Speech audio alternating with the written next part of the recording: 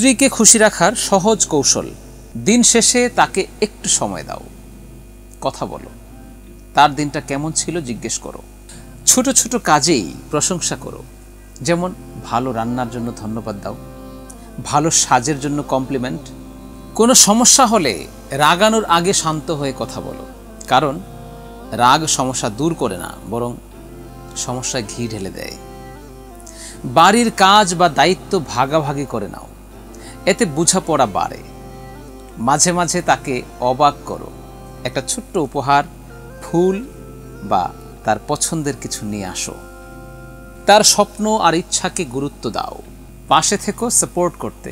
রাসূল সাল্লাল্লাহু আলাইহি ওয়াসাল্লাম বলেছেন, স্ত্রীর সাথে নরম মেজাজে আচরণ করো, কারণ সে তোমার জীবন সঙ্গী। সবচেয়ে বড় কথা ভালোবাসা আর শ্রদ্ধা, যা সব সম্পর্কের বুনিয়াদ।